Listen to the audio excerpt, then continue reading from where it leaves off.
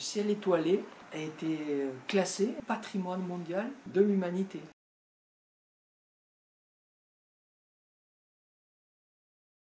Quelques milliardaires se sont arrogé le droit de passer outre ce patrimoine. Mais on a déjà des témoignages de personnes qui nous contactent en nous demandant ce à quoi ils ont assisté. Ce sera le cas partout dans le monde. Vous aurez cela en permanence.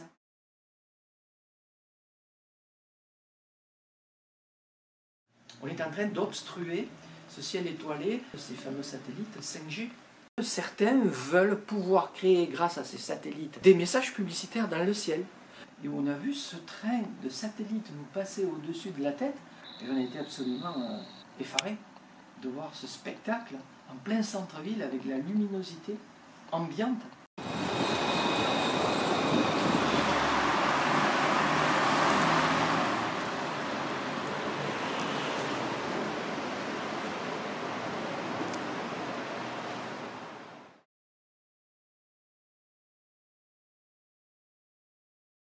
Dans un premier temps, pour tous les amoureux du ciel, par exemple ceux qui souhaitent simplement regarder le ciel avec les étoiles comme des objets fixes dans le ciel, immuables à l'échelle humaine, eh bien le ciel va se mettre en mouvement. C'est-à-dire que le public, les gens vont voir des étoiles bouger dans le ciel en permanence. C'est-à-dire que on aura l'impression qu'il y a des constellations dans le ciel d'étoiles qui vont bouger, qui vont migrer, qui vont s'agiter, si je puis dire. Ça, c'est l'aspect le premier aspect qui va être perceptible. Après, au-delà, compte tenu de la quantité de satellites envisagés, eh bien, les astronomes vont avoir de plus en plus de difficultés à faire véritablement de la science. Pourquoi? Parce que les images du ciel profond qu'ils réalisent en ce moment avec des télescopes gigantesques, leurs images vont être absolument toutes striées par le passage de ces satellites. Il faut quand même imaginer que n'importe où, une fois que le projet aura été dans sa globalité réalisé, n'importe qui sur la tête aura en permanence plus de 400 satellites en mouvement. 400 satellites, c'est absolument faramineux.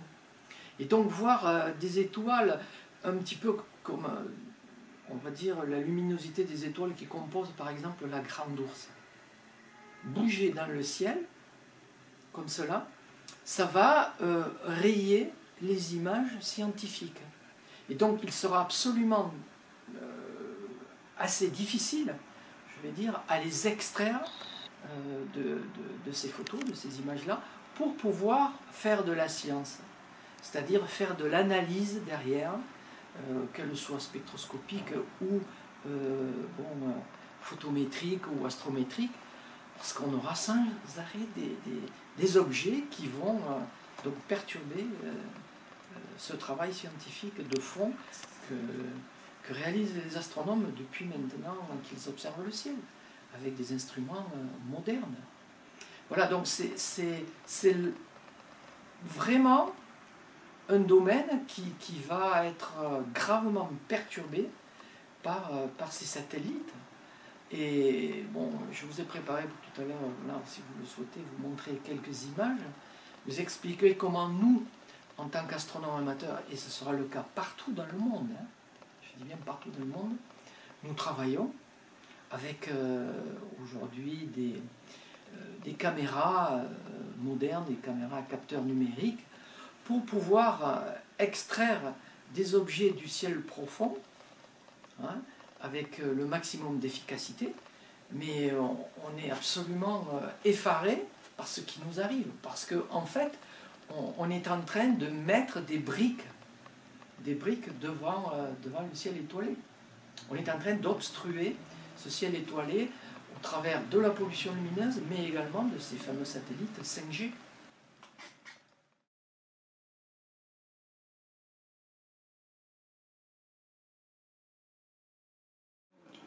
ciel. Oui, je peux vous l'assurer, pour avoir été témoin moi-même, il n'y a pas très longtemps, ici sur les terrasses de la Babotte, nous faisions avec des amis des observations du ciel, où on a assisté au lancement d'une fusée de Elon Musk, Starlink, et où on a vu ce train de satellites nous passer au-dessus de la tête, et on a été absolument effarés de voir ce spectacle en plein centre-ville avec la luminosité ambiante, la pollution lumineuse, de voir ces points se déplacer comme cela sur la voûte céleste.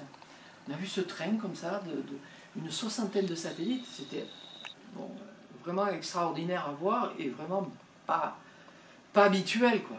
Nous, en tant qu'observateurs, on le remarque assez facilement. Mais on a déjà actuellement des témoignages de personnes qui nous contactent en nous demandant ce à quoi ils ont assisté. Ils ont été perturbés par ça. Bon, ils sont à leur fenêtre, à leur balcon, en train d'admirer le ciel étoilé, même en ville. Ça arrive que des gens lèvent les yeux un petit peu pour regarder les étoiles ou les planètes qui sont visibles et qui se posent des questions. Ils se disent mais qu'est-ce que je viens de voir là? Voilà, tellement c'est sidérant.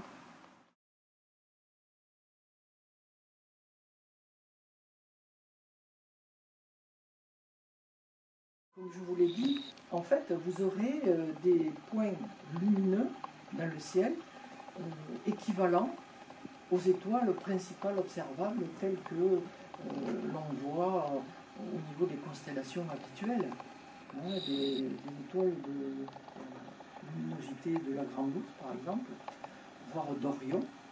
Eh bien voilà, ce sera des étoiles de cette brillance-là qui seront percées. De nouvelles étoiles, en fait, qui n'existent pas, hein, qui ne seront pas des étoiles, qui seront des satellites en mouvement et en déplacement très lent sur le ciel, en permanence.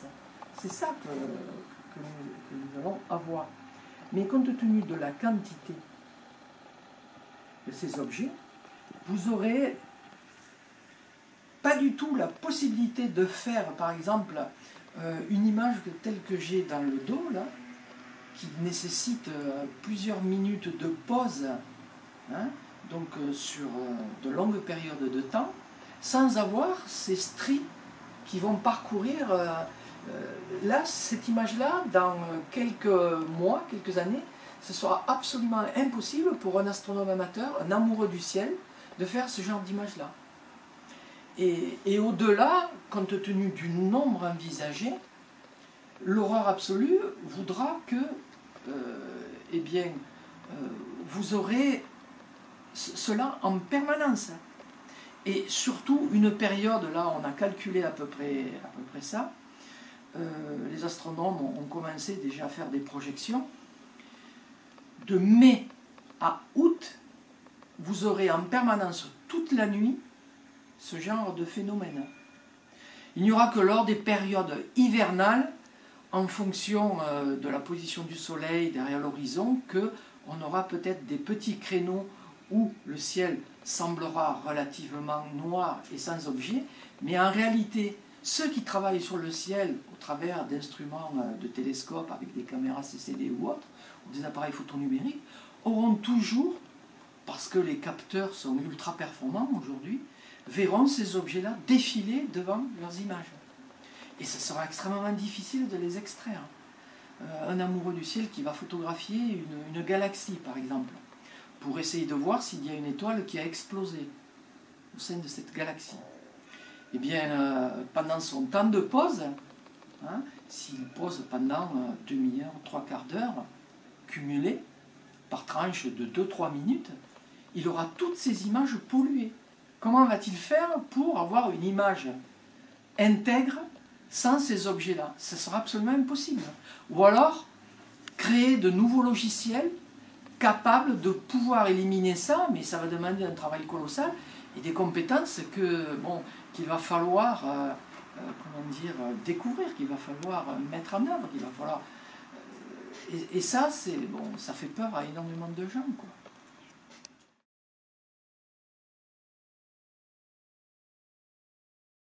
La meilleure chose à faire, évidemment, c'est de diffuser l'information, de diffuser, de parler de ce problème le plus largement possible autour de nous. Et ça, c'est ce que nous faisons maintenant régulièrement. Moi, je dois dire qu'à chaque visite de l'observatoire par le public, je parle systématiquement de la pollution lumineuse et de ce projet à venir, qui est déjà en cours, malheureusement, pour expliquer aux gens ce qui les attend, quoi. Parce qu'au-delà de ça, derrière, il y a encore on va dire, des objectifs commerciaux, publicitaires, hein, à savoir que certains veulent pouvoir créer, grâce à ces satellites et à leur réflectivité, eh bien, des messages publicitaires dans le ciel. On se dirige, si on n'y fait pas attention, mais bon, là, ça deviendrait absolument catastrophique et hors norme. Hein, à savoir, eh bien, des messages publicitaires dans le ciel défiler, du genre Coca-Cola, McDonald's ou autre. Voilà. C'est ce vers quoi on tend malheureusement, quoi.